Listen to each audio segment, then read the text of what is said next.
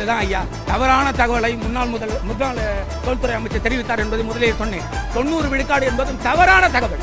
விவசாய பெருங்குடி மக்கள் நாங்கள் சொல்கிறோம், அவர்களுடைய அரசு அவர்கள் வெளியிட்ட தகவலின்படி 1700 ஏக்கர் 5740 ஏக்கரில் 1700 ஏக்கர் 90 விழுக்காடா?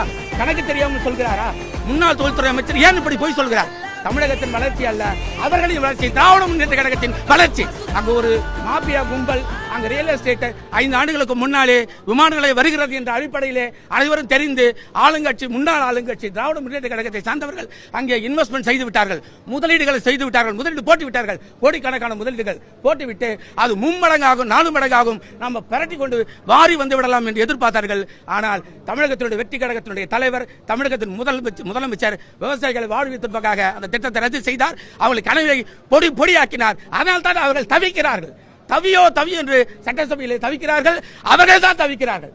மீதி தமிழகத்தினுடைய அனைத்து கட்சிகளும், திராவிட முன்னேற்ற கழக தவிர்த்த அனைத்து கட்சிகளும் இந்த ரத்து செய்ததை வரவேற்கிறார்கள், முதல்வருக்கு நன்றி சொல்கிறார்கள்.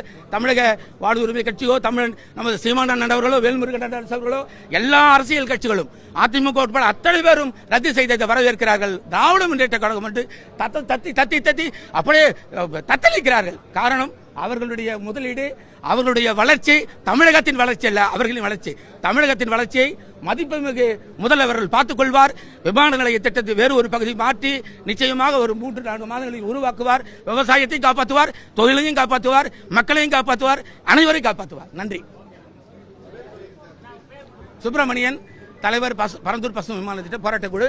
இன்னொரு விஷயம், இதற்காக எங்களுக்கு குரல் கொடுத்த அனைத்து அமைப்புகளுக்கும், அரசியல் கட்சி தலைவர்களுக்கும் மனமார்ந்த நன்றி. பொதுவா இந்த செய்தியாளர்கள் ஊடகத்துறை இல்லைன்னா எங்கள் போராட்டம் வெற்றி பெற்றிருக்காது. அனைத்து ஊடகம் செய்தியாளர்களுக்கு எங்கள் மனமார்ந்த